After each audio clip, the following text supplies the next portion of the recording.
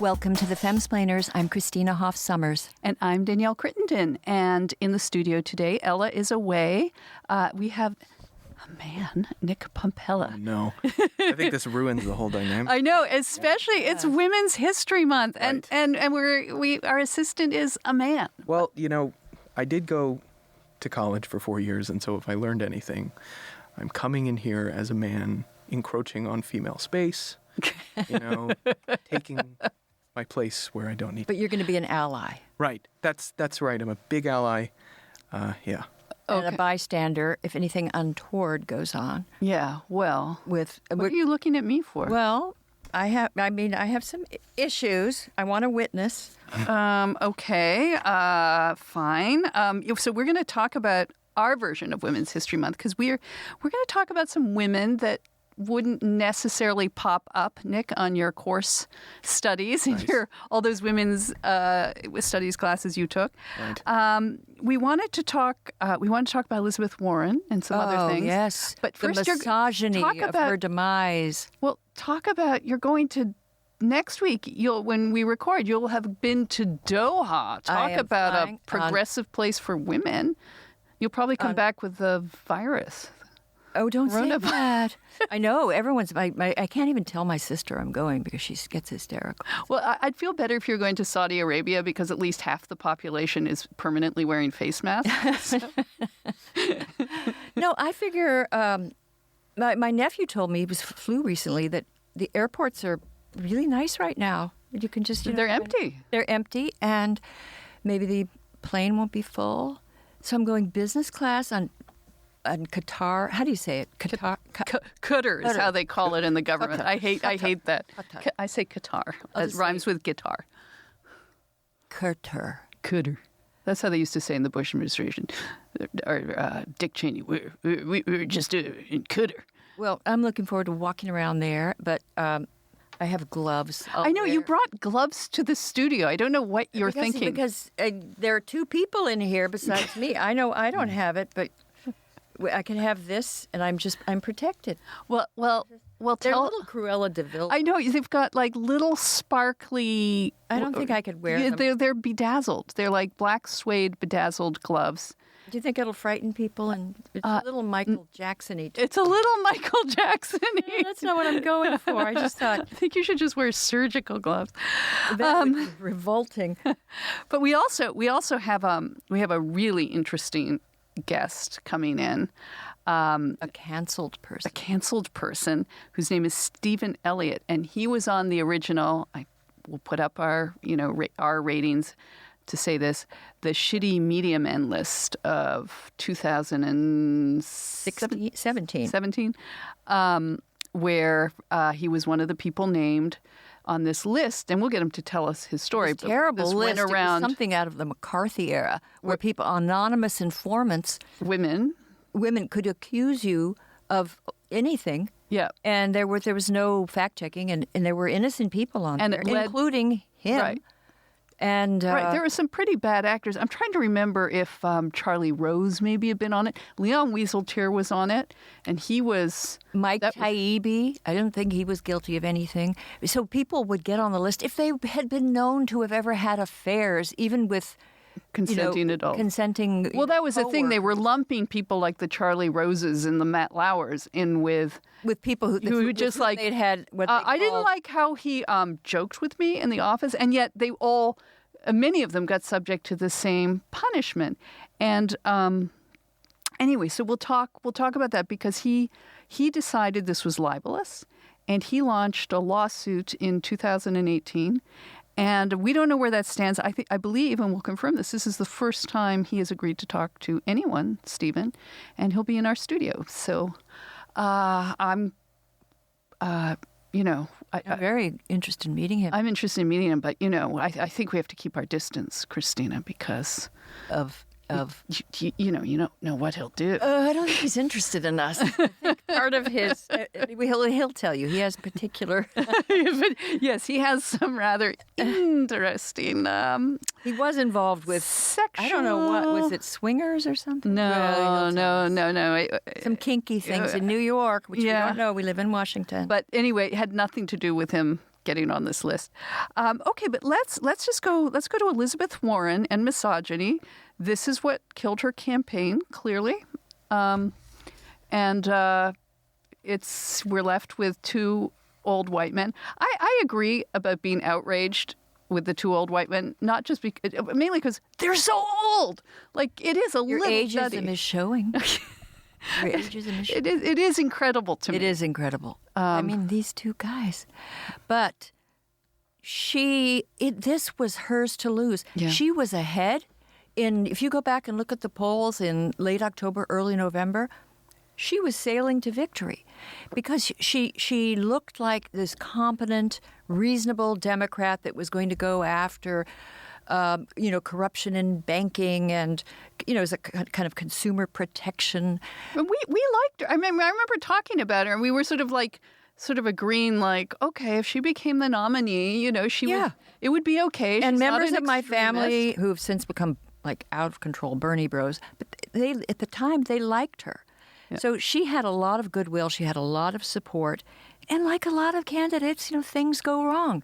First of all, she took a strange lane. Instead of being to the, a little more centrist, and certainly she decided to be, go after Bernie's followers. And he has fans who will never budge. They love him. They've been with him for a long time. They weren't going to go to her, and she went after them. Well, I think that was her problem. I mean, you could say the problem with her being a woman in that space is that Bernie, and we've talked about this, Bernie, there's a reason they're called bros, and he is channeling kind of the same kind of angry male base on the left that Donald Trump has on the right. Well, I'd say some of the same people, because since I do have beloved family members who are Bernie bros. That's true. I think it's a little unfair to say that maybe it isn't. I think about that Chapo Steakhouse gang. They are bros. Well, my son was out canvassing for Biden during the the California primary, and he said he was sent to a black neighborhood to canvass, and he came away very impressed by the supporters. He said they were really, really informed. But meanwhile, at the LA headquarters, Bernie bros were trashing Biden's headquarters. They were threatening them with bricks. The landlord had to come out. We said, Nat, get down there, get your video camera, and start filming this. But so I think Elizabeth Warren didn't do herself any favors by, again, as we've discussed, sort of trashing men. Like she was. Oh, remember really... when she was in New York? And this was the moment where I thought, she's going to go for identity politics and the future is female and the patriarchy. I couldn't believe it. This intelligent, interesting it was just woman gratuitously who comes from. If she had just continued to tell her story, which is very interesting from sort of poor background, but there was the ridiculous claim that she was an Indian, and then taking that test, that was. She lost credibility with that, and one does wonder. And her health care, although to be fair, like people were saying, well, she really started to go downhill when you price out her health care. But you think, okay, Bernie's making insane, crazy Homer Simpson-like promises. Well, Bernie just lost a lot of votes, and Bernie has followers. He has, in a nice way, a cult, and she's. In a nice way. I don't know. You could say any cult in a nice way, except the cult of happiness. But maybe Joe Biden will appoint a younger African American woman. Wouldn't it be great if he appointed Susan Rice? Honestly, but he won't because she's from the wrong area and too professional, I guess. But anyway, I could see Amy Klobuchar. I mean, I don't think it can be Elizabeth Warren because nobody. First of all, she's a Massachusetts liberal. I think you should point like an African American woman with a great story, and that would be Kamala a very Harris. People didn't really like her. She wasn't a great debater, campaigner. But who knows? I mean, obviously these things also depend on what region you things come evolve. from. People change their opinion. I didn't like Amy Klobuchar for a while, and then I liked her. So it changes. But Elizabeth went the other way, and then she would say things for no reason, she occupied this position as the kind of the candidate for very, very woke, progressive activists. So she said that she would make no appointment in the Department of Education without consulting a gender fluid young person. Who is she preaching to? I mean, that is alienating to a lot of people. The gender people. Fluid, actually. I get it. I don't get it. It made no sense. All right. Well, speaking of virtue signaling, she said things that were irritating to people. Yeah. And she said, we were talking about Washington Square Park, and she's giving a speech and talking about this tragedy that befell women. But she says, here I am, under these arches dedicated to men, but this isn't about men at all. Yeah. And then she talked about the tragedy where, yes, many, many women died. We talked about that. I know we did. Okay. We talked about that last episode. Not last episode. Okay, we did. That was like 6 episodes. But no one has any memory on podcasts. But anyway, speaking of politics, so this past weekend, I haven't watched it yet, but maybe you and I, when you get back from Doha, can have a viewing party. Bill Clinton, on a new documentary about Hillary Clinton, called Hillary, was interviewed, and he revealed, and I'm just going to read from the reports, that he had oral sex with Monica Lewinsky to ease pressures of the job. He said he did it while he was in office because it helped to manage his anxieties. He said the pressure of the job was too much, and he thought, here's something that will take your mind off it for a while. I'm sorry. So it was like he's comparing her to worry beads.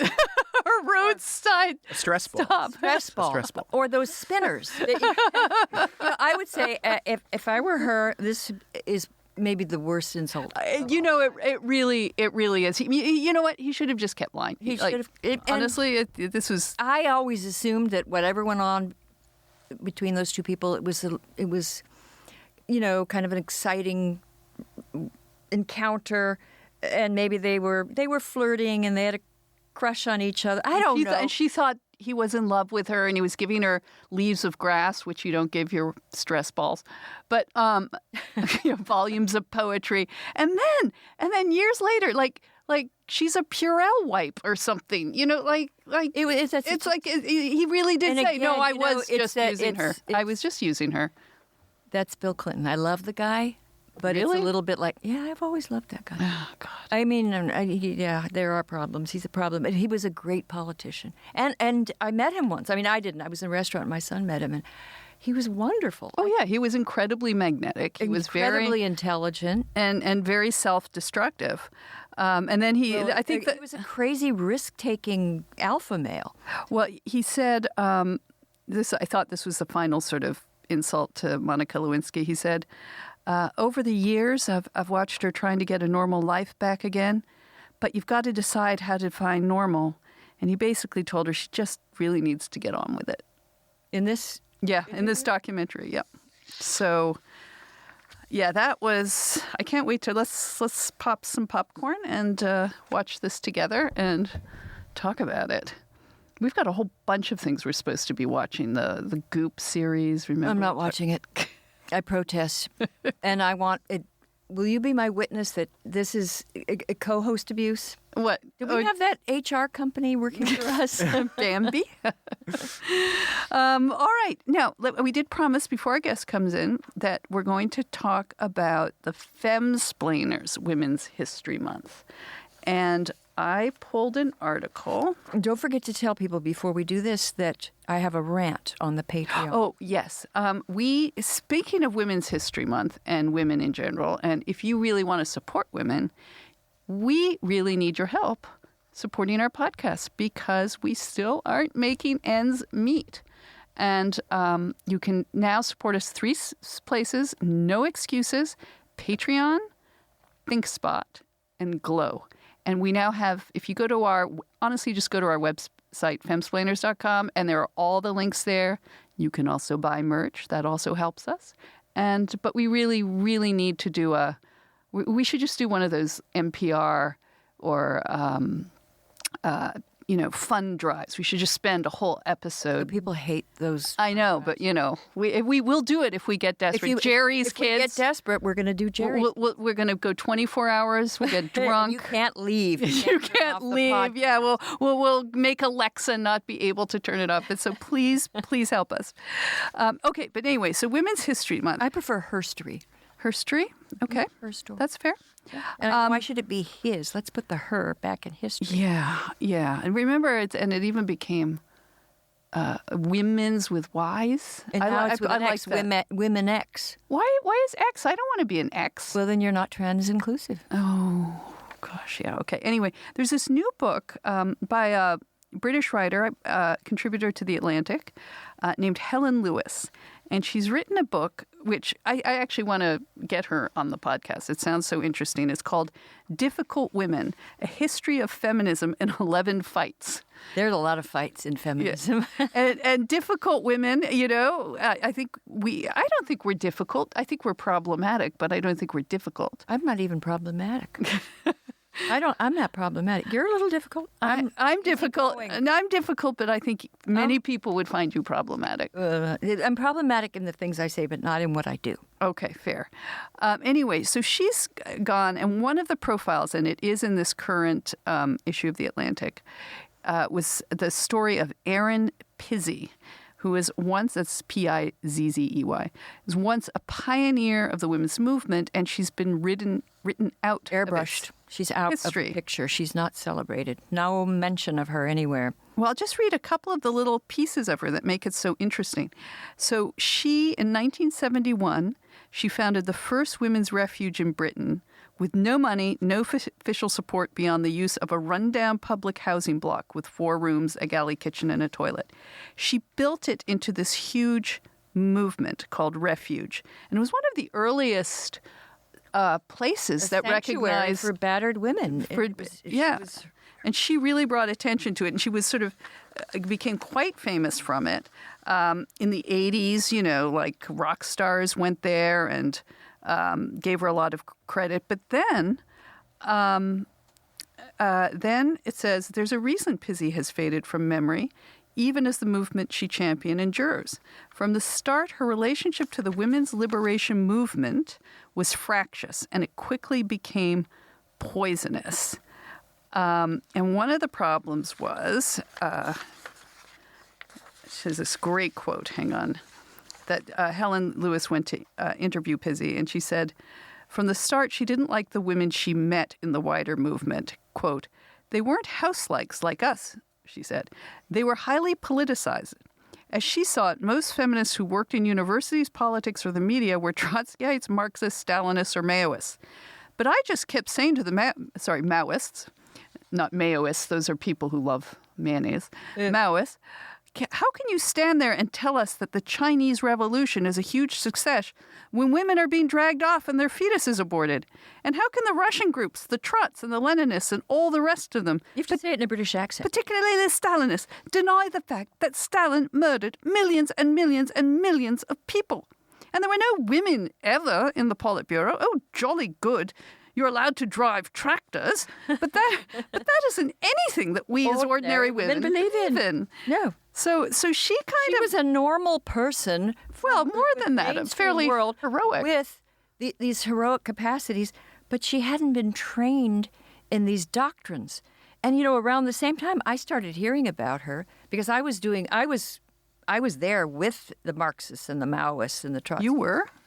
Not in Britain, but in the academic department. Well, you weren't with them. You were amongst them. Amongst them. Yeah, that's trying to make sense of them, and I couldn't. And I spoke out as just saying that they didn't really represent anyone outside their own little odd circle. And it was just strange that the women that were interpreting the lives of other women were these outliers, in fact, these kooks. And she ran into the same thing. Right. And now this is sort of sad. She lives in this, for a while she's living in a hostel for the homeless. And then I think this writer, Helen Lewis, found her in some walk-up. And she's now an advocate for the men's rights movement. serving as editor-at-large of the anti-feminist website A Voice for Men. I mean, That's taking it a bit far. That's taking it a bit far. I mean, this is the problem. And you and I come across this all the time. And we're always concerned that when we stand against, these types that we are always bemoaning, these radicals and people who are not embracing our successes or are anti-men, you get kind of shoved into a corner. Well, there's nowhere else to go. But you become like branded as this male rights, activist. And, that's just another form, honestly, of the same thing. Well, this has happened to others besides Erin Pizzey. There's a wonderful woman, Karen DeCrow. She was president of the National Organization for Women from like 1974 to 77. And I think she died. She died in 2014. That would have been around the time it was founded, right? Was she one of the... No, it was founded... when was it founded? I think it was founded in 69. Oh, okay. But early. Yeah, but she was there early. But she was remarkable because she thought that women's rights entailed men's rights and that it was really basically about human liberation. That was Betty Friedan always had a soft spot for male she liked and that. Marriage. Yes, and Karen thought that she was a true egalitarian at a time where she saw the movement moving towards victimology and just focusing on all the ways in which women were harassed and demeaned and not paying attention to women being powerful. And she believed that men and women were not that different in their vulnerabilities, and that also women had great capacities.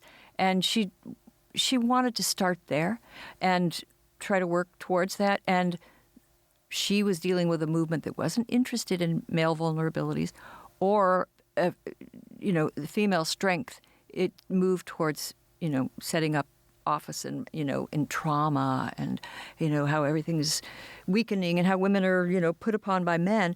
This was not her mission, and you never hear about Karen DeCrow, but I think she was an Erin. But she sort of went over to the men's rights activist. But that's happened to me. People think, oh, you're always talking about boys and men.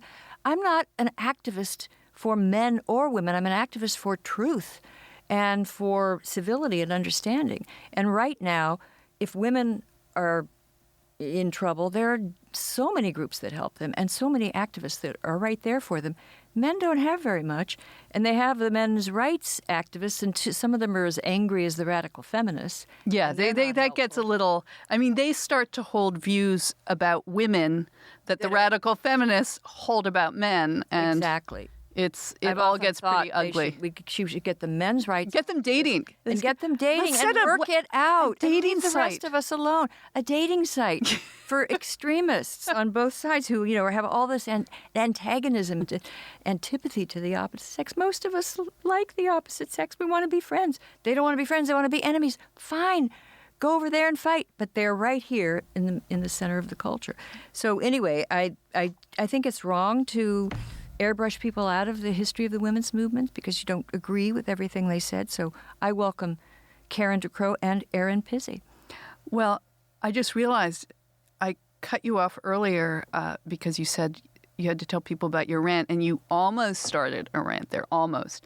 And just sorry to go back to our plea for help. Our cry for help, we're women. But one of our bonus content for those who support us is getting to hear a certain level once a week Christina rant about something. Sometimes me, but mostly it's Christina, and also a bonus episode that's just called Last Call. That's just for our supporters. They get to ask questions, and you get a little newsletter, and you get to ask questions. In fact, after when Stephen's in the studio, we have some questions for him from some of our Patreon listeners. Good. So you get to join the conversation. So help us. My rant isn't really a rant. I'm agitated about something because I found this brilliant article from an obscure website by a philosopher analyzing what's wrong with oppression politics and identity politics. But he did it before it was in vogue and really got, I think, to the essence of everything that's gone wrong. And I'm going to reveal the secret. And didn't you kind of talk about philosopher pornographic sites. Newton's Rape Manual. It got kind of kinky. It's not something we could put out in a regular episode. So you'll have to support. But that was from a hear. feminist philosopher. She thought male science was Stop. forcing nature to her Don't give it knees. away for free, Forging Christina. Okay. Don't give it away for sorry. free. All right, Forging nature to so her we're knees. going to go. Sneeze. We're going to give a quick break from one of our sponsors, Bambi, and then we'll welcome on Stephen Elliott.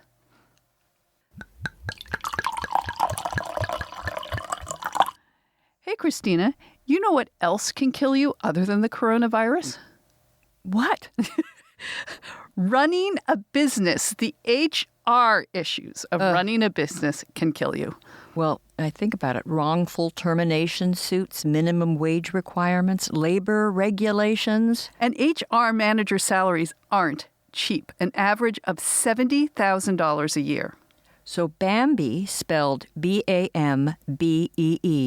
was created specifically for small businesses. You can get a dedicated HR manager, craft HR policy, and maintain your compliance all for just $99 a month. With Bambi, you can change HR from your biggest liability to your biggest strength. Your dedicated HR manager is available by phone, email, or real-time chat.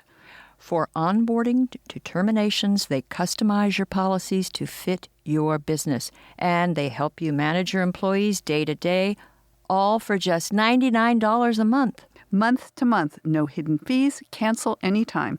You didn't start your business because you wanted to spend all your time on HR compliance. So let Bambi help. Get your free HR audit today. Go to Bambi.com/fem right now to schedule your free HR audit. That's Bambi.com/fem, spelled BAM to the BEE.com/fem.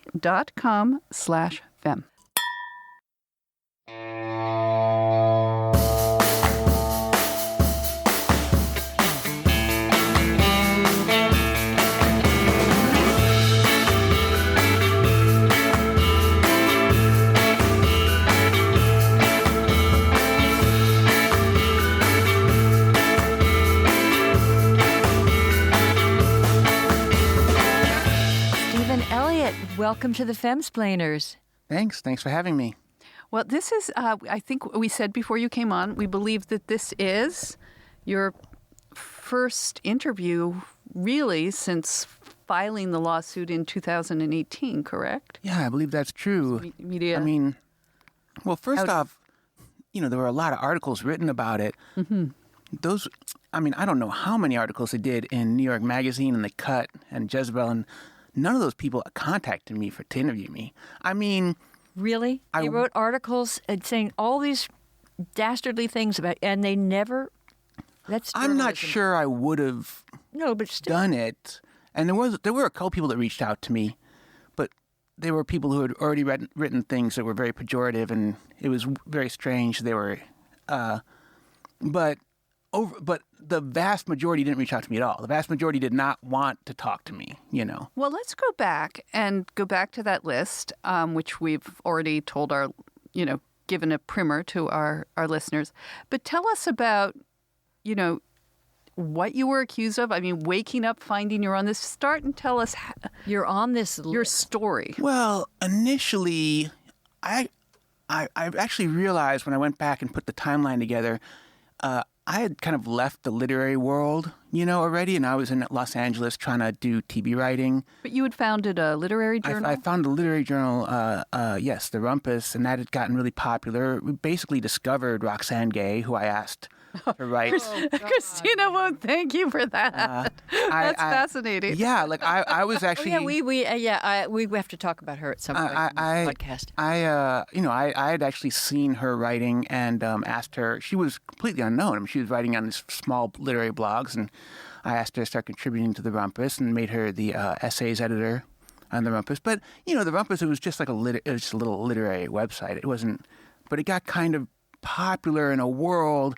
It was more popular and maybe more powerful than I realized because it was just a website. I just put it up. I didn't, I don't come from money. I was a ward of the state, right? So I grew up in group homes. I don't have backing, I don't have like a rich family. Like, I just built a website, and it became popular. And also, I had never done an MFA. I didn't have an agent for my first 4 novels. I'm always an outsider. I didn't quite have an understanding for the way things worked, and that people might actually see me as a person in power, as having power, and that there might be jealousy and other things was not something that I realized.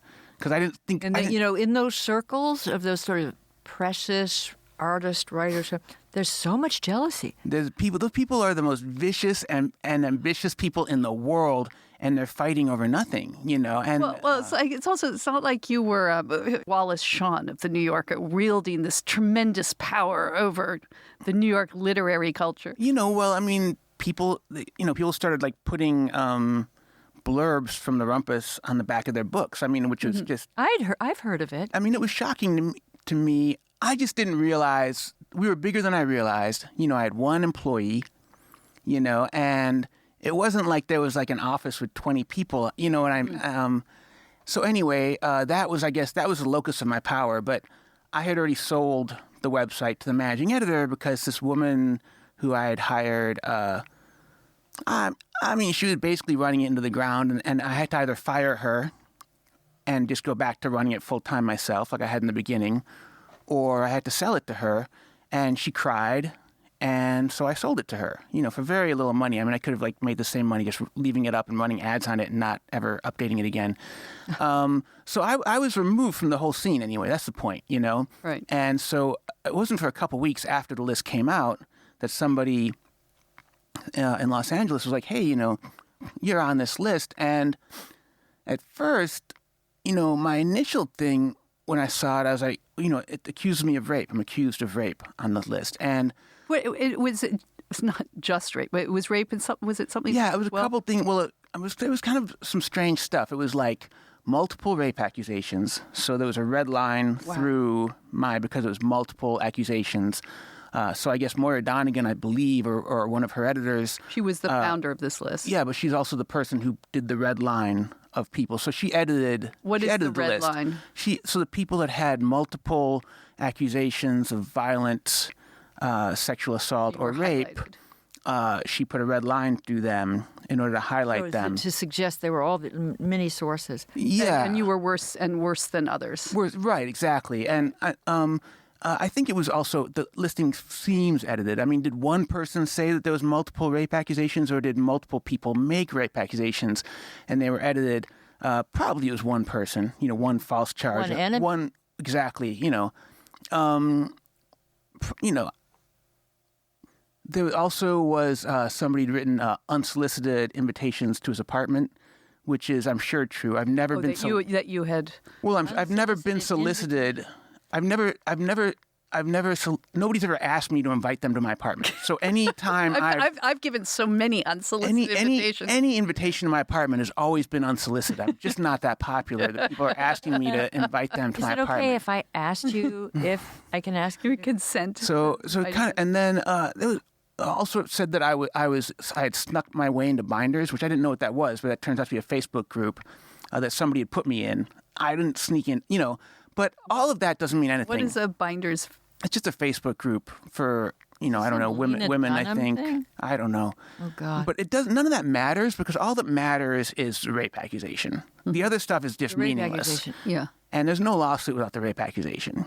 And also, what's telling is the people that criticize me, they never mention the rape accusation, right? Like Roxane Gay, for example, has criticized me a lot and criticized the lawsuit, but she doesn't mention that the lawsuit is about a rape accusation. Mm-hmm. And I think part of the reason is they all know the rape accusation is false.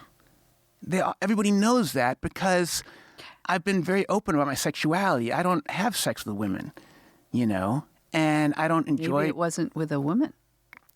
Yeah, but I don't enjoy penetrative sex, and I'm only involved in the world of kink, and I've never had any kind of sex with anybody in the media world. Like, anybody that I've been with sexually has been in the fetish community. They wouldn't have had access to this list anyway. And the people who I have had penetrative sex with, which is a small number in the past 10 years, maybe 5, maybe people where I've been like tied to a table and hooded, and somebody climbs on top of me. Wow. Okay. You know what I mean, though. But I think, well, I know that. Wait a minute. Where does this go on? What state?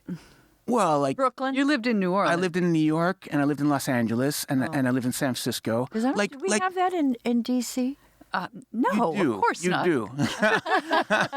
But like for instance, like my last very serious girlfriend, was in San Francisco, and she was a dominatrix, and she was married, and her husband was trans, and I was the boyfriend, and we dated for several years, and I never saw her naked. I live such a boring life. You do. The thing is, Me too. I've been open about my sexuality, and I've written about it. So it's not like some deep secret, and it's not the kind of thing I'm dying to talk about on Femsplainers, but it is relevant. And people, the argument is like, oh, you're saying you couldn't have raped anybody because because you're kinky. And I was like, I'm not saying that. What I'm saying is it's less likely. And when the accusation is anonymous and you don't have the time or place or person that's making the accusation, all you can do is point out all the reasons why it's very unlikely that you would have raped somebody. Right. Right. But you have, in the end, you have this, as you say, red line rape accusation. Multiple rape accusations. Multiple, right? Made by you don't know who. Donegan, Well, just for the list, but you don't know who made the allegation. Maura Donegan is the most responsible party here, because whoever put me in that list is not somebody I ever had any sexual interactions with, right? So that person is angry and they're crazy and they know they're lying, and they're lying intentionally. And I have a theory that it's a person that I fired, because I fired a couple people, and this particular person that I fired got, very, was very upset about being fired. And so I think maybe it's that person, and that's a person. Have you ever reached out to these people? Have you ever tried to find out who it was? I've definitely reached out to anybody that I've had any sexual, even or erotic contact with, but no, not everybody that in the world that it possibly could have been. There's also a guy I wrote about in my book who had confessed to 8 murders, and then it turned out to be a false accusation. It could have been him. You know what I mean? Like, But that's why we don't have anonymous lists where you right. But the point, that's the point about it. It's really Moira Donegan's responsibility, because the thing about the shitty media men list is it's a false accusation machine. It encourages false accusations. I'm not the only person on the list that was falsely accused of something. Whatever the percentage of accusations are that are normally false in the going-ons of sexual harassment reporting, how many do you multiply that by when you take the most ambitious people in the world and you make the list anonymous with no consequences to get at anybody they want? How many more of those accusations would be false than any other route? Obviously, it would be a logarithmically multiplied. Anybody knows that. And everybody knows, even my critics don't think I actually raped anybody. They're against the lawsuit, but they don't think I raped anybody. And there's no situation, I think, where a person is accused of multiple rapes and then is written about in every newspaper in America. There's like 5 articles in the Washington Post. There's 10 or 20 in New York Magazine. the cut is just exists. And yet nobody came forward with anything remotely similar to rape or nothing violent. Right. The victim didn't go on record, even anonymously, say it happened this night and he did this. And nobody came out and said, like, well, in college he did something like that to me. Like, nothing like that. There were no corroborating. Instead, you have these kind of people who want to, like, jump on the attention bandwagon, and they're like, oh, he made me comfortable at this, book fair. He asked me to watch a movie that he was editing, or he said something that I didn't like, or he manipulated me, or things like that, where it's like, yeah, but we're talking about a rape accusation. Like, what? Like, first off, why is that even relevant? And like, I'm saying I didn't rape anybody, and you're saying I made you uncomfortable, and it's like, it's justified. This false rape accusation is justified by saying, like, oh, he's a bad person. I don't like him. He did this to me.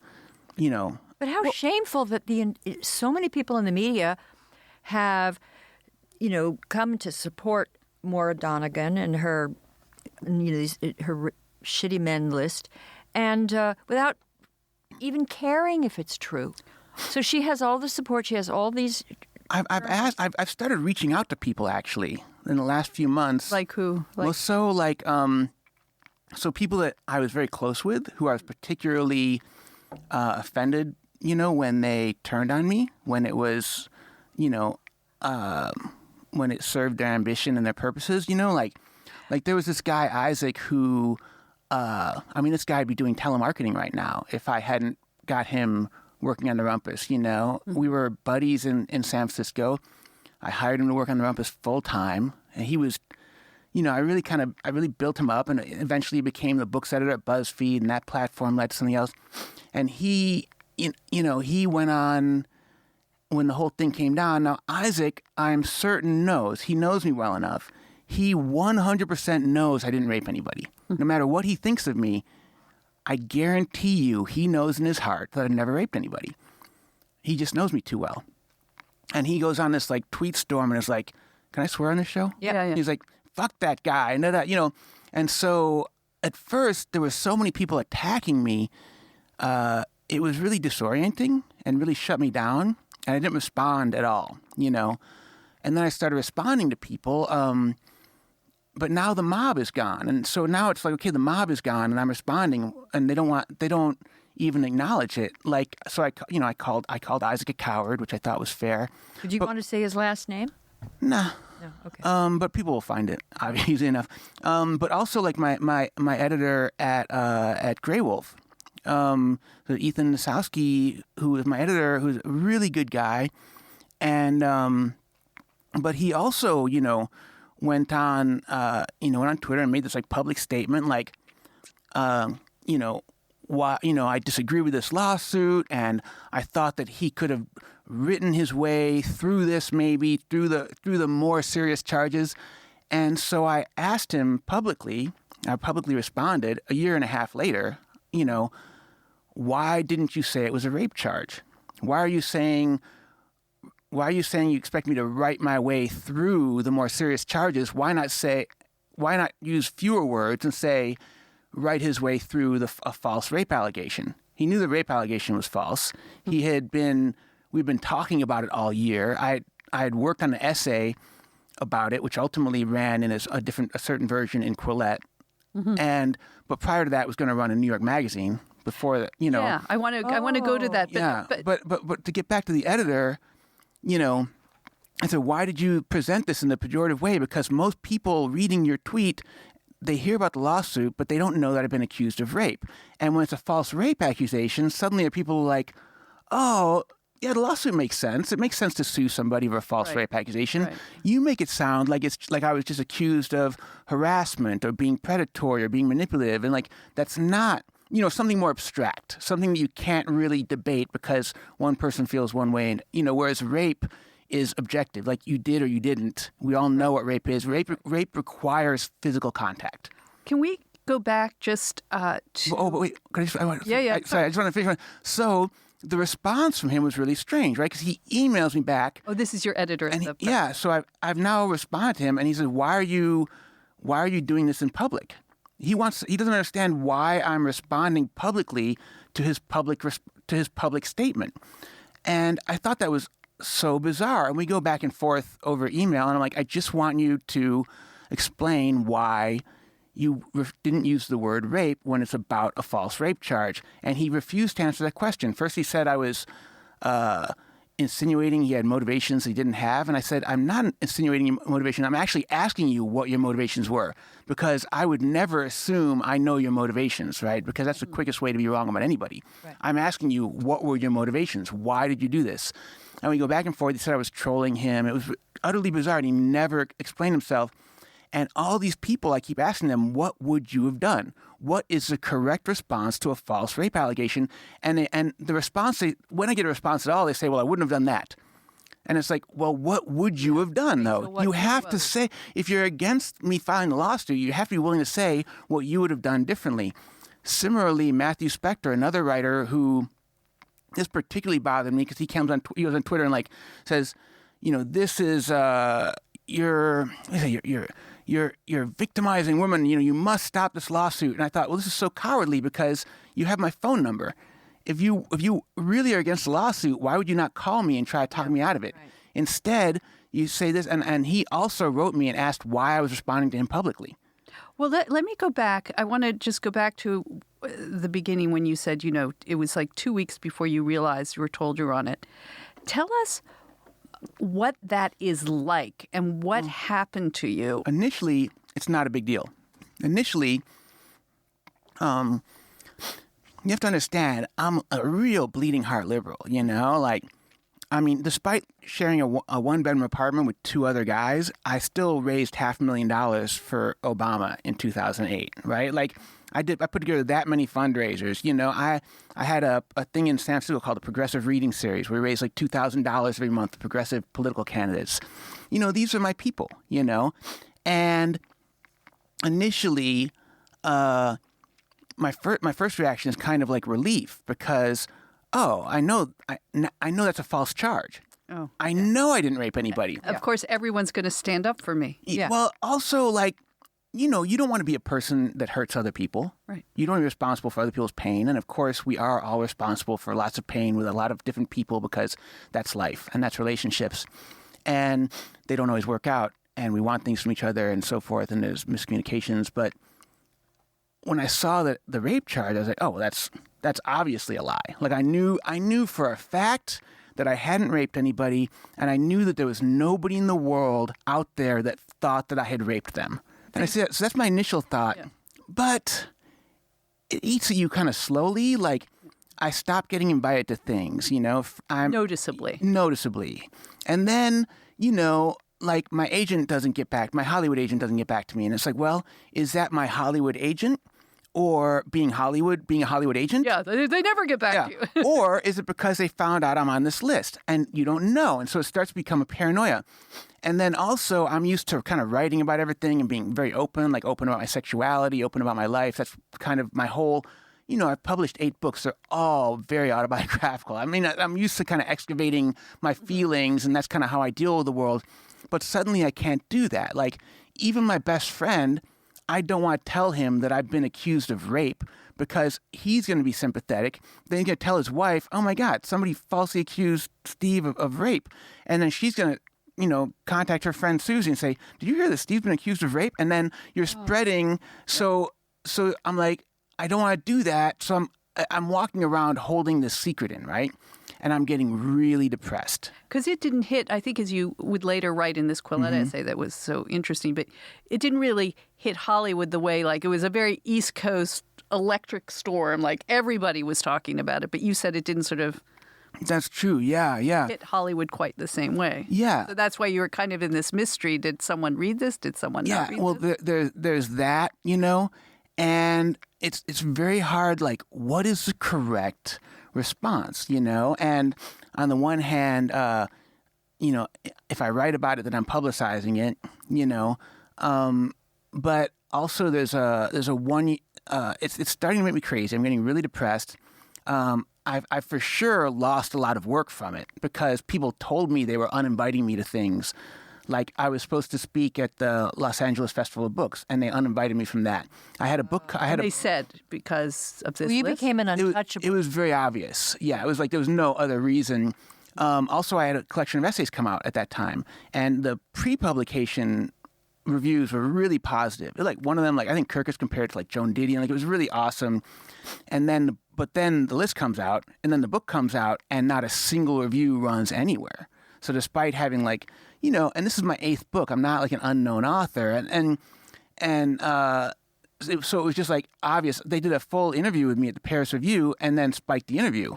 And this was for online, so it wasn't like they were out of space, And normally, and this was how I made my living. A lot of times, I would get invited to speak at colleges and stuff, and that just ended. There were no more. So it was just very clear that it was hurting my income, and my book. It hurt my book. But it was hard to say how much. Mm-hmm. Definitely a certain amount. I knew that I'd been uninvited from a few events. I knew that several places had canceled reviews or canceled interviews or canceled excerpts, but I didn't know how many. So I didn't really know the damage done. Any damage felt unfair because I had not raped anybody. And also I'd been involved a lot in prison reform, and I was like, since when are we assuming guilt? Like, since when is that actually even a moral position to hold? It was so obviously immoral to me that someone would assume guilt based on an anonymous accusation. You'd have to not know any history whatsoever to hold that position, and it seemed extremely illiberal. It was really how I thought of as Republican, a very conservative, a position to hold that like we assume guilt. Of course, now I do realize that's absurd, and I have read,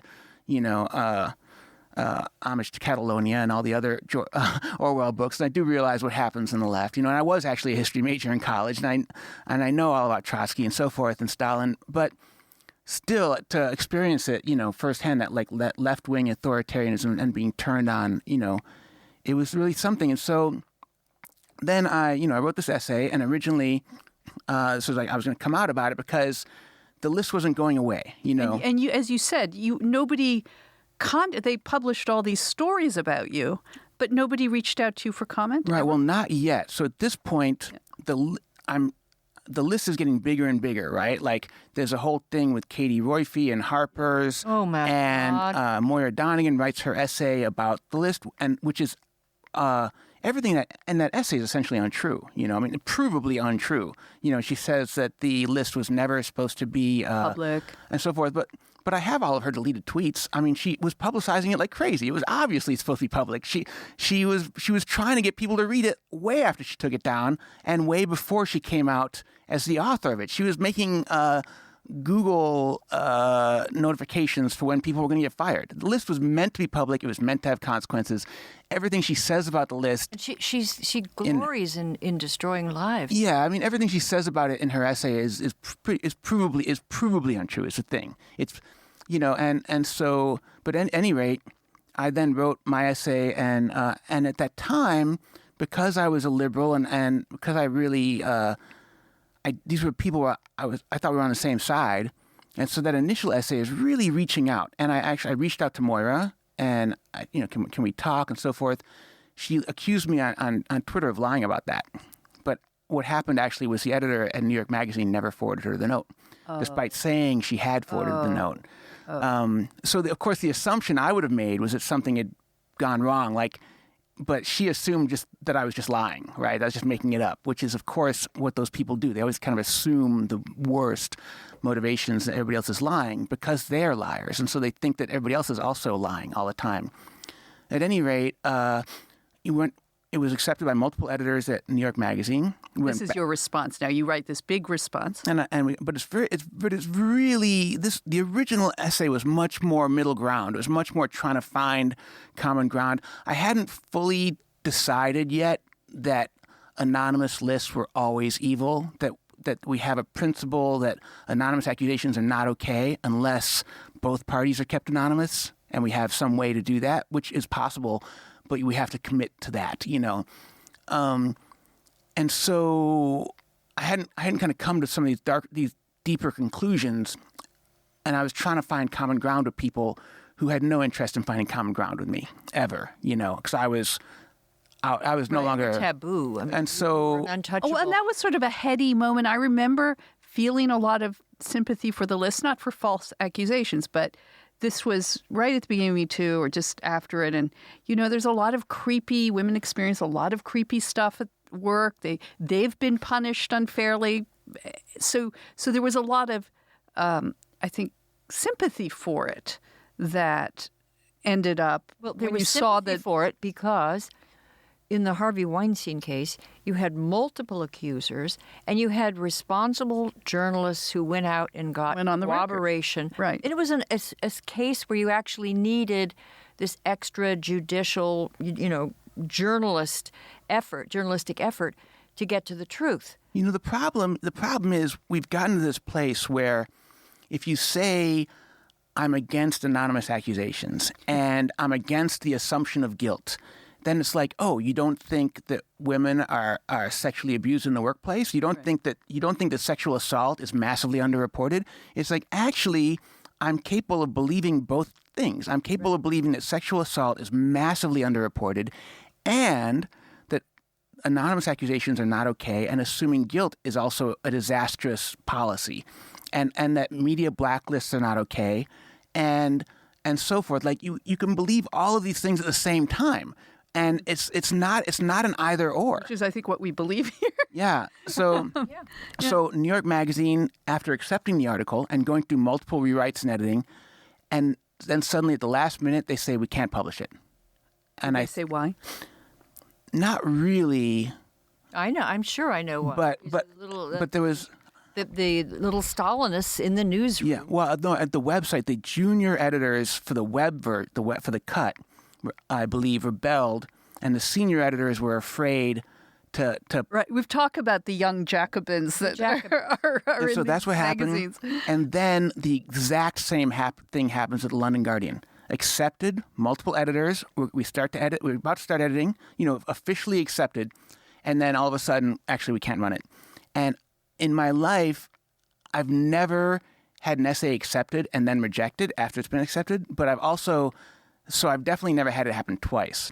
And so by the time it came out in Quillette, quite a few months later, the Quillette article is almost an article about an article, because a lot of what it's about is the process of getting it published and how other people were so afraid of this topic, but also the Quillette article was really important because it came out September 12th or something. 25th, 2018. It's called How an Anonymous Accusation Derailed My Life. Okay, so the biggest problem with that article, and I love the people at Quillette, but they're a very small organization, and they're not always that organized, and I respect that because I've ran a similar organization, but they changed the title of it, and they weren't supposed to do that. Oh.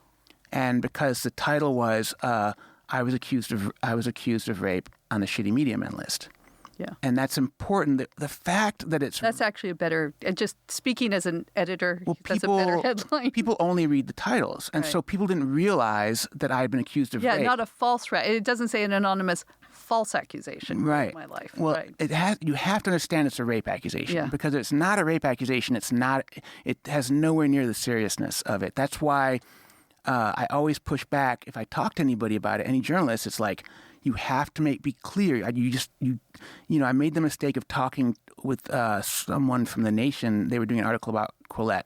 And I thought, okay, and they want to talk about why I decided, to publish in Quillette. And they still referred to my article as if it was about something else. It's about I was upset because I was being called out for misogyny or something. It's like, no. It's a false rape accusation. It's not misogyny. It's not something that's up for debate. Right. It's you. If there's nobody that believed you raped them and you haven't actually physically violated somebody, it's very different. It's not a kind of thing where one person can believe one thing and one person can believe another. You either did rape somebody or you didn't. It's an objective. Well, was that what led you to the lawsuit? Yeah. So I had been thinking about the lawsuit. And I had spoken to several lawyers, including Mittenberg, who is representing me now, and they had all turned me down, Mittenberg is great. Yeah. Can you say his full name? It's Andrew Mittenberg. Andrew Mittenberg, right. And he's represented, I think, people in the situation. But you have to understand, though, I didn't choose. I mean, I like Mittenberg a lot, but it wasn't like I was choosing from a bunch of lawyers, you know what I mean? I was, so... Donna Rotano was busy at the moment. Yeah, I published the article, and I'm still unsure at this point if I'm going to file a lawsuit. I'm probably leaning towards not filing it. And this is September 25th, and I only have 2 weeks left because of the statute of limitations. So I do or I don't. There's a statute of limitations? Yeah. So that on a defamation lawsuit, it's a 1-year statute of limitations. So I've been going back and forth, wrestling with it. The response to my article, though, was so it was so absurd. It was, these people were coming out of the woodwork. You think it's going to be somebody you actually had a relationship with, or someone you actually were hitting on, or something, or had some erotic interaction with. It was people I didn't even know. So it's a whole other show, really, to talk about the women who want to be part of these. It was so forms. It's so strange. Well, now it's a form of valorization and celebrity, to be a celebrity victim. So this is what convinced me to file the lawsuit. There was not going to be a rational conversation. That I was cast. Escalate. I was cast out of the community. I was, branded, and I was a predator, and that was it. There was no longer, and so, and you know, I mean, and there's thousands of people jumping on this bandwagon. I'm getting all this hate mail and like. Didn't you get support from that article? I got some support, but there was I wasn't ready for the blowback, I think. So I just kind of like went into hiding. I just was like, I did it. Yeah, I did a converse. I actually Katie from The Stranger, Katie Herzog from The Stranger, contacted me. She's so good. But at the time, I had not yet understood what was going on, and I was like, well, I'm sure these people making these accusations, I'm sure they believe it. I don't think they're intentionally lying. And now I'm like, well, that's not true. This person was definitely intentionally lying. I mean, but whatever. That really convinced me that I had to file a lawsuit. You know, that the only way to clear my name really, and to take a stand and say, look, I didn't rape anybody. And people were saying, if you do this, you're challenging someone. Someone's going to come forward with an accusation, that you raped them or something. And I said, no, they won't. Because there is not, in court. There's not even that, because there's not a single person alive walking around thinking that I raped them. Right. And I knew that. And most men don't know that. Most men, especially if you're single, they're having penetrative sex with a lot of women. They don't know if maybe the woman... penetrative sex. This is the world we now live in. Well, you know, if I'm not penetrating women and I'm not even seeing my girlfriend naked, I consider what we do sexual because I'm into BDSM and that's my sexuality, but I'm not, because I'm the submissive and I'm tied up and whatever, I'm not doing anything. So your hands are tied, basically. So it's not possible for you. It's not possible. And I know all those situations. And so I know this. Really. And so unlike any other guy on the list or any other guy or most other guys, I know for a fact there's nobody out there that thinks I raped them. I know for a fact that the accusation is malicious, that the person making it knows it's not true. And that's a level of clarity that most men don't have. Okay, can I just stop you for a second? Did you read about a case recently? I was looking around on my iPad to find it, where it actually went to court. A girl accused this guy of caressing her back or something. And then she put out, he was in a, I don't even know how he knew. You don't know this case? It just happened like last week. And it actually went to court. And she wanted... At the in the workplace, caressing back? No, it was a friend. It was just a friend at a party. She was obviously a crazy girl. But it went to court and he lost, I don't know, he was a popular YouTuber or something, and he lost everything. But then it went to court because she wanted a restraining order. And the judge actually invited her in, and you can see within minutes that she's insane, and that he did nothing. And he'd lost jobs. He's lost everything because this unstable person. I'm thinking that just as though 1% of the population is sociopathic, if maybe 10% are very like neurotic or malignant narcissists, where there's a lot of things. And you don't need that many people that will then come forward, want to be part of one of these pile-ons. But what's startling to me is under the name of feminism and women's emancipation, we're getting a sort of psychological torture, psychological tar and feathering of people with no compunction. Once the lawsuit files, I mean, then everything really blows up. Then, my house gets vandalized, my car gets vandalized. They spray painted rapist all over my car. And you were at this point living in New Orleans. In New Orleans at this point, right? God, even in New Orleans. Yeah, and also in New Orleans, I don't know anybody.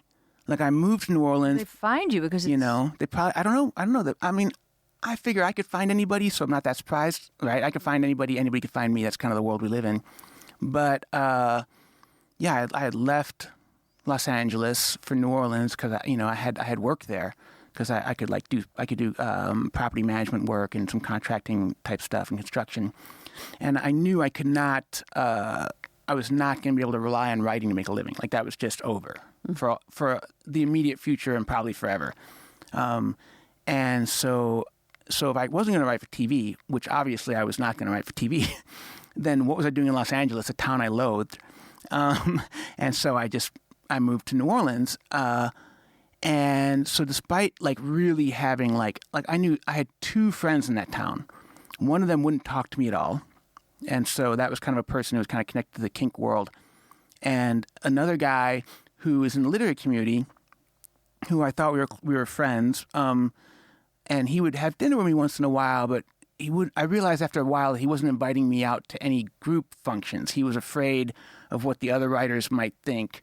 And so I confronted him with that at some point, and I was livid when I realized what was going on. And but basically nobody knew. I didn't know anybody there, right? So there's nobody in New Orleans who I've had a sexual interaction with. There's nobody there who knows me enough to hate me. But they found you. But they're kids and they think they're doing the right thing. They think they're on the right side of history, and they think they're justified because what I'm saying invalidates the list. It invalidates the whole project, really. Wasn't there recently a guy on the list? I think we talked about. Yeah, Mike Tunnis. Mike Tunnison. Oh yeah, he wrote this article that was in Medium, talking about him just taking low-paying jobs as a janitor at And Dave someone Buster's. started, and he was a freelancer. someone started a Patreon for it. I started. Yeah. Was he the one? His dog was sick. Yeah. What happened was he was in really, the media men list just destroyed his life completely. And we're not even clear what. And he doesn't even know what. He doesn't know what or why. He knows that at least some of the stuff is definitely not true because the list mentions... It says stalking, harassment, physical intimidation. It also says that there's a file on him at the Washington Post where he was accused of harassment, and that was proven to be false. Right. So we know at least one of the accusations against him on the list is provably false. Mike Tunnison. Mike Tunnison. So the lawsuit's gone through, and where does it stand now? Well, I don't know. They're going back and forth.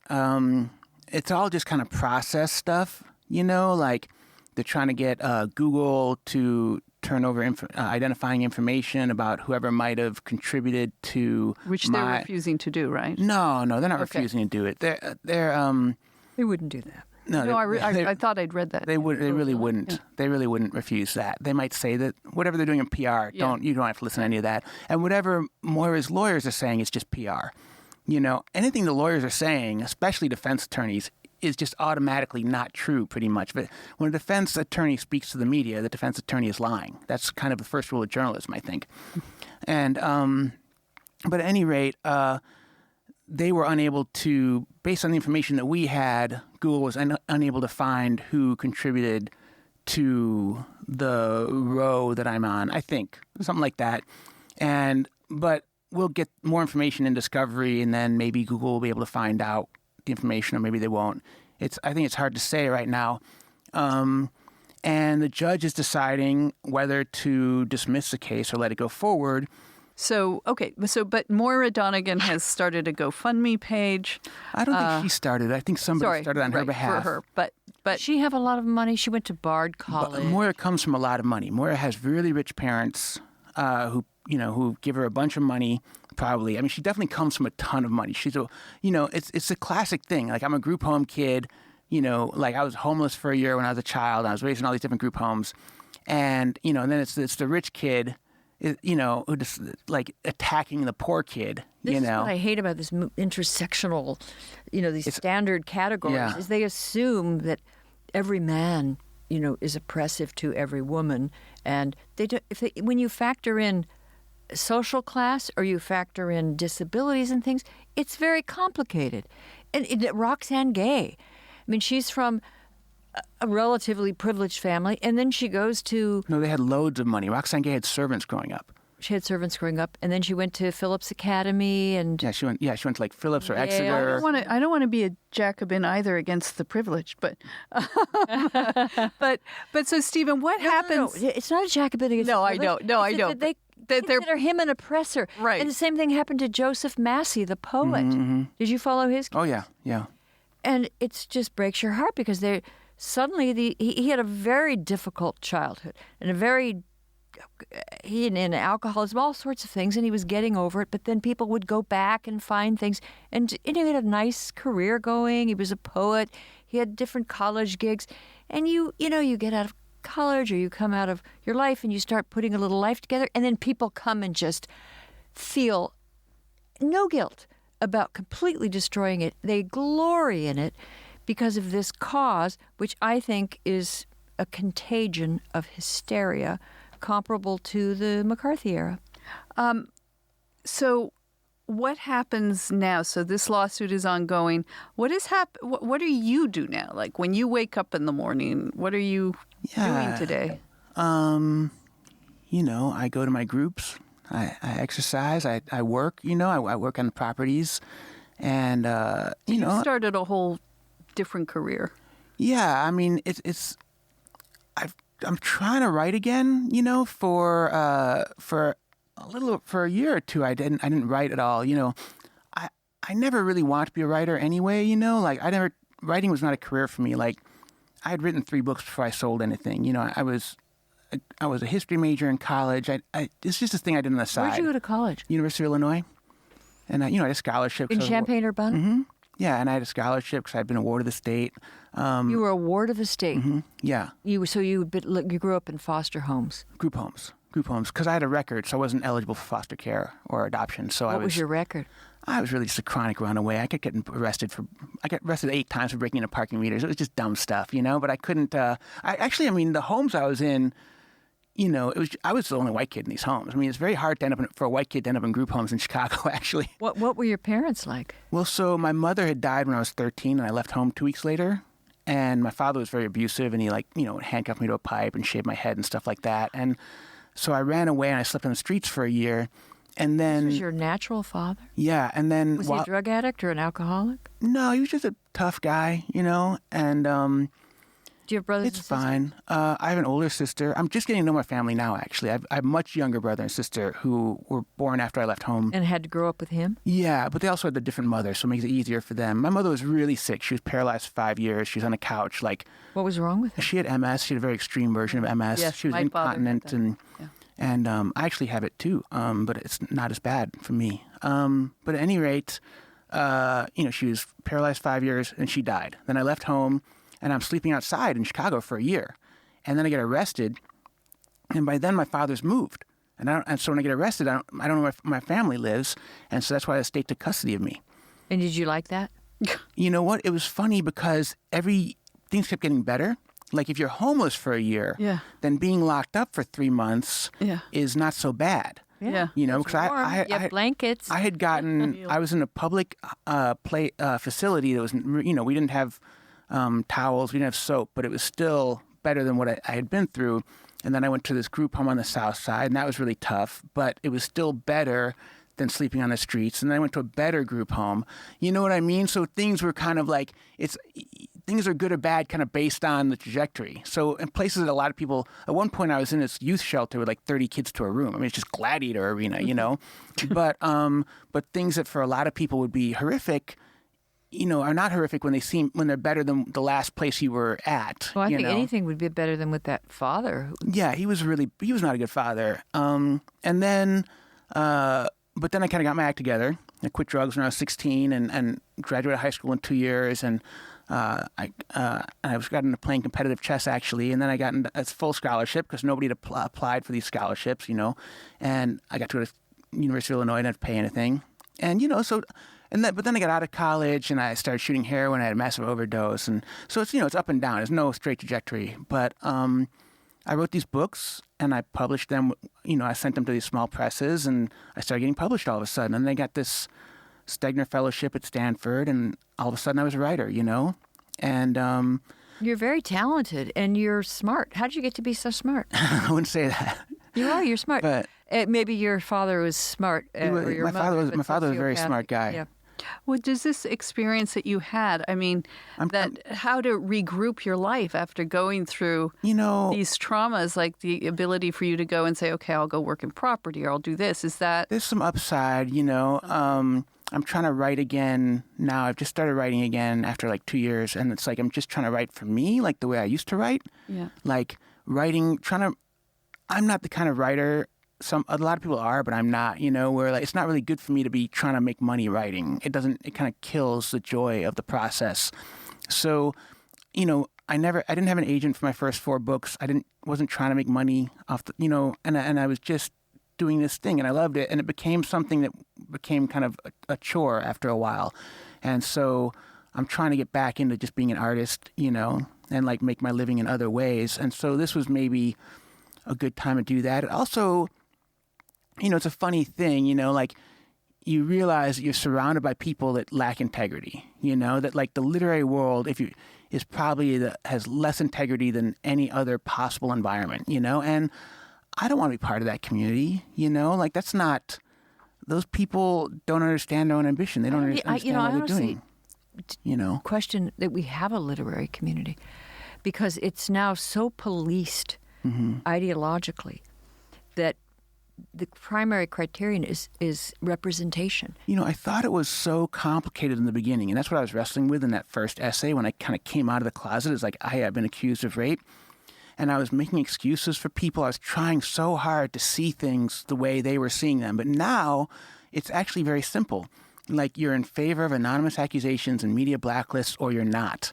It's just like, that's it. There's nothing to it. Or you're just like a good-hearted person that give people the benefit of the doubt, and then you understand. Yeah, well, we've given too many predators the benefit of the doubt. So then you figure out like a humane and just way to approach that. But that's not what's going on here. They just rushed out with that list. They put people on it. They ruined them. And now, if you make any effort to come back, even if you were completely inappropriately, placed on the list, then they're all indignant, and you dare to sue because you were called a rapist? I mean, what if someone called Maura Donegan a child molester? What if somebody she babysat with suddenly comes out and says, Maura Donegan, molested me? Would she think that was okay, that she just had to die because that happened? Or would she would do what you did, but she has no mercy. She has no empathy. And I don't recognize this under the umbrella of feminism. Feminism without any compassion, but it's not feminism. It's fanaticism, or it's fascism. Well, we have to wrap this up, but just one more question for you about how are you doing now? Did this send you back into any drug use, or have you been able to? I think I went through a weird time where for like 15 months I didn't leave the house. 15 months? Yeah. You have a girlfriend? I had a girlfriend. She was in Los Angeles, and so we were like texting and stuff. It was a really wonderful person, but there was a lot of distance, and I would make some trips to LA to hang out with her and things would be normal. And I went to Japan for a month where I actually have a lot of friends and things were completely normal and social. And then I'd come back to New Orleans where I didn't know anybody. And all this time was passing. And it's weird because I'd been very depressed before when, prior to publishing that article, The Quillette article. Yeah, I'd been so depressed by all this, but I was like crying every day. I was like deeply suicidal. It was all I thought about. This was not a depression. It was like I wasn't crying. I wasn't reading. I wasn't watching movies. I was just sitting on the couch, Languishing. Nothing happened for like 15 months, and I just kind of realized it, and I was like, this had to stop. And so things are really good now, I feel. Have you thought of organizing a group of unfairly canceled people, wrongfully canceled? I'm actually the Village of the Damned. I'm in touch with a lot of those people. A lot of people have contacted me because I'm kind of like the public face because I'm the one with this lawsuit. They send me emails through Twitter or through other places, but they're afraid to be seen in public with another person who's been accused because it's like guilt by association. A lot of these people, they're like working at their old places of employment and they're editing books or something, but nobody knows, and they've got children and family, and so they have to like not be public about their situation.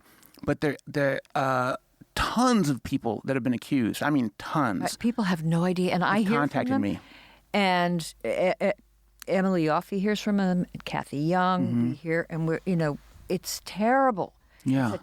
And later, I'm sure future generations are going to look back and see that this was a period where there were these witch hunts and wonder, how did it happen? Well, it's tragic because Me Too is all about community, right? It's all the accusers are like, we're all the same. We have this community.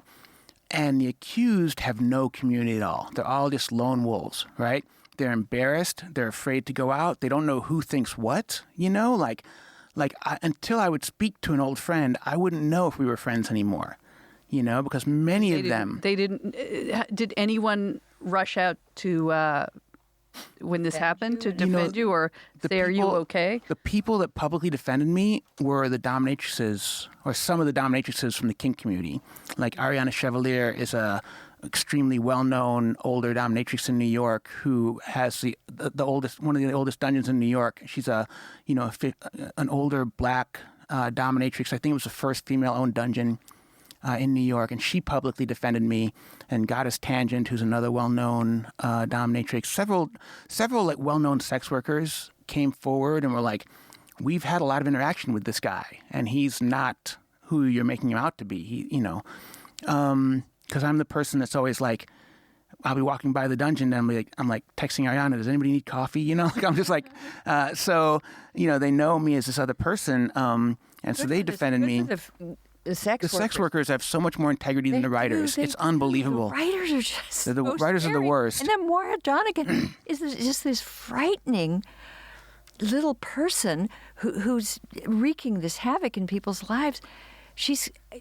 I don't know what forces created that. I mean, there must be a dark story. I mean, she really hates men.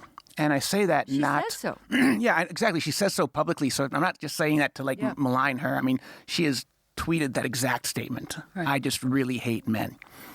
So I mean, that is, I think explains a lot of her... There was a high school in upstate New York, I think, where after Me Too, a group of vicious little girls they were bullying a boy, and then they figured out they could really bully him by making false accusations, and they got together and they got some other girls and they destroyed him.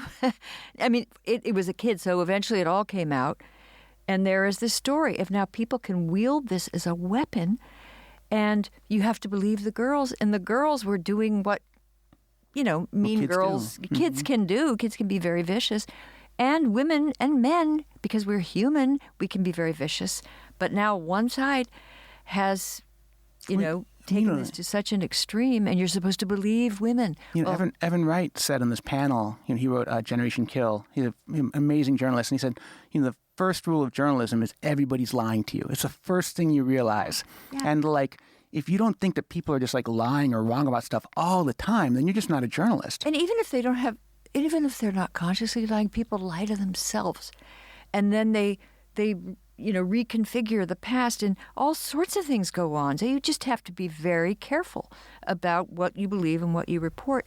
And now, when it comes to this whole area of, a fundamental area in human life, men and women, now this has been brought into it. This whole dynamic from the Me Too, and it's so destructive and sad what's going on. So where do you, to wind it up, where I was asking you about waking up every day. Mm-hmm. You said you were in a good space now. Yeah, now because what I realized is that I'd been in New Orleans for 15 months, which is the most social city in America, right? Yeah. And I had not made a friend. I had not met a single person. Maybe part of the problem is you don't drink, as you told us when you came into the studio. But I just wasn't leaving the house. Yeah. Something was going on to me where I'd think, I'll go see a band, and I just nah, I'm not going to do that. And then I would, at some point, the guy at the convenience store around the corner started asking me, how many of those bags of cookies do you eat? Because I just didn't, something was going on where I couldn't get myself to leave the house, where I couldn't go more than a block away. I was having this kind of anxiety or something. And it wasn't the same as depression. It was really more of a kind of I just couldn't. And I would get phone calls from old friends, and I just wouldn't answer the phone. And I wouldn't talk to, and I realized I'm a very social person. And then I realized I was going weeks at a time without having a single conversation. I'm going to have a couple texts or some emails, but not even a conversation on the phone, and definitely not an in-person conversation. And so you know, I want to get canceled. it's relaxing, right? It's kind of like a vacation. It's like hibernating. And so then I came out of it. I started going to meetings again, you know. What do you mean meetings? Well, I go to AA meetings. I've been going to AA meetings for a long time. I got a sponsor. I'm going through the steps again. I exercise every day, which I love. You're fit? I don't know about that. So I just, you know, you start doing outreach, you know, trying to work with homeless people a certain amount and helping other addicts and, you know, make friends and you start doing stuff and, you know, things have a way of working out. You kind of got to force yourself to go outside, though, especially when there's something inside of you that doesn't want to go outside. I never want to go outside. Mm-hmm. But so for our listeners, if they want to reach you or support a Patreon or do anything, where is the best way? Oh, I don't have a Patreon. I'm not looking for donations, you know. I don't know. Just be good people, you know. I'm not really trying to raise money or anything like that, you know. I just say, like, be skeptical, you know, have, like, a healthy intellectual life. Don't assume the worst motivation in others. In fact, don't ever assume anybody else's motivations for anything. Except Maura Donegan. Motivations are bad. Don't even think that you know your own motivations, because you usually don't. Babysitter, let me know if anything went wrong. Let me know, because we'll have to put it on. We'll have to put it on the internet. If somebody that she babysat, something went wrong, we have to put it on the internet. But you know, like, this is my cause now. You know, like, this is important. Like, I realize that, like, this is the bravest thing I've ever done. And it's the hardest thing I've ever done, for sure. You know, because it's one thing, like, I when American Apparel was trying to open up on Valencia, I organized a neighborhood in San Francisco, and we stopped them from opening. And Rush Limbaugh did a whole segment about me, you know, criticizing me, you know, and like, that was not, you know, when everybody around you believes something, and you're kind of the leader of that, that's not brave. It's like, there's nothing brave about joining a mob. The bravest thing you can do is take a position contrary to your friends, contrary to your tribe. That's when you know you're really doing something that is like, well, you're putting yourself out on an emotional edge, and it's terrifying. But I feel like I didn't even know what bravery was before. I feel like in some ways it might be the only brave thing I've ever done, you know? Like, it's definitely the bravest thing. And it's also, it's brave because you didn't sign up for it. Like, the cause found you. Yeah, and then you for better or worse. Like I said, I'm not the only person that's falsely accused on that list. I have a responsibility to other people on that list also. And can any others join the lawsuit with you? No, they can't. Yeah. It doesn't work that way. But one of the things that made me make that decision, you know, in that moment where I had to make that decision, was there was another list that was just starting up at Seattle, University of Washington. There were all these copycat lists that were popping up. And then I filed a lawsuit, and the copycat list stopped. Because people realized... You know what? I read a book that the Salem witch trials was stopped by a lawsuit. Interesting. Yeah. I mean, that's what happens. A gentleman from Boston started suing the people. And there's some historians who think that because people want to know, like, why did it stop? And some say it was lawsuits. So to your credit, this could be the end of these anonymous lists. It was like, I had to do this, you know? Like, there was not... And I was explaining this to a friend. A friend of mine was like, you made it worse. You know, like, you got more grief than you were going to get by being public, by fighting back. And I was like, you know what? There is no version of me that doesn't file that lawsuit. It's just who I am. It was not in me not to file that lawsuit. I would have been so miserable and so upset with myself. I would have known that I had done the wrong thing and taken a coward's way out. And I wouldn't have been able to handle that. And time was running out. I would have waited. If I had another year, I definitely would have waited. I wouldn't have filed it when I did if it wasn't for the statute of limitations. Yeah. But that was it. I had to. Well, thank you, Stephen, for coming in and sharing this. And we'll follow this, obviously, and keep us posted. Join us, call in anytime from New Orleans. But I want to encourage you, because I think you showed initiative and talent and originality starting the Rumpus, and many things you've started became successful. Because you are talented, and people are inspired by what you do. And I think you just, for better or worse, you stumbled into this new cause. But I think you could be an important voice to restore sanity in the middle of this witch hunt. Well, we'll see. Warlock hunt. We'll have the answer. We'll have the answer to that at some point. Okay, thank you. Thank you, guys. Thanks for having me.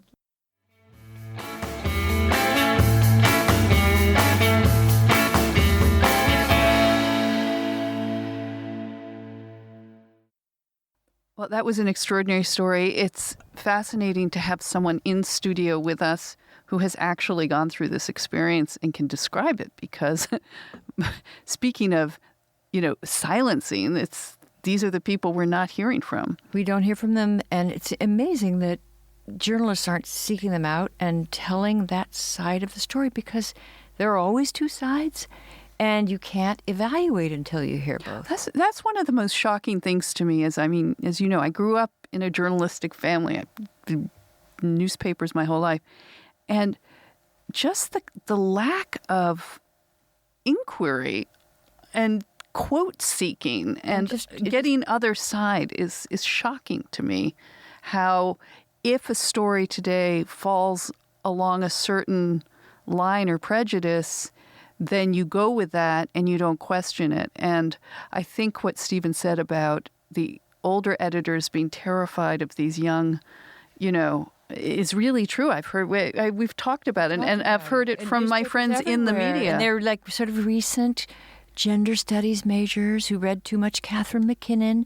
They think the whole world is I don't even know they've read Catherine McKinnon. But they are very, I don't know, they scare me. Older This Maura Donegan is a scary little person. Yeah, I don't understand how she gets so much power. If somebody knows her mother or her father, somebody to stop it, because it's so vicious. But I don't know why she gets anointed power, and someone who, as Stephen pointed out, says things in public. I hate men.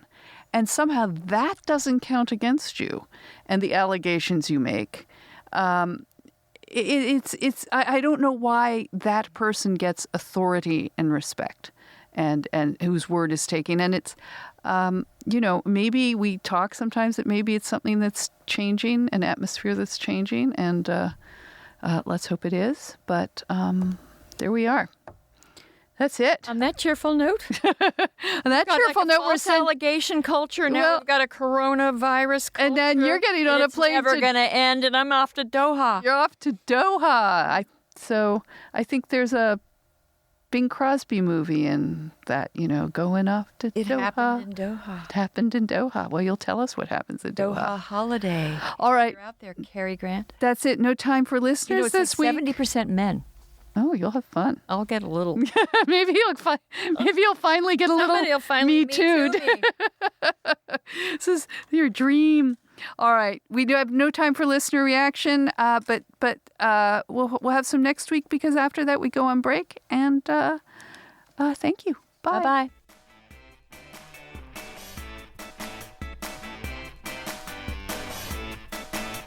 Hey, thanks for listening to the Femsplainers. Keep up with us on Twitter and Facebook at Femsplainers, and on Instagram at Femsplainers Podcast. Send questions and comments to contact@femsplainers.com. A big thanks to Ella Ryder, our research and in-studio production assistant, and to Nat Frum, our audio and video editor. And we're proud to be part of the Ricochet Network, and grateful to the American Enterprise Institute for allowing us to record in its studio every week in downtown Washington, D.C. And miss something? You'll find everything you need at our homepage, femsplainers.com, including links to past episodes, our sponsors, where you can sign up to support us, and even to merch. And please don't forget to like us or give us 5 stars on iTunes. Thank you. Cheers. Cheers.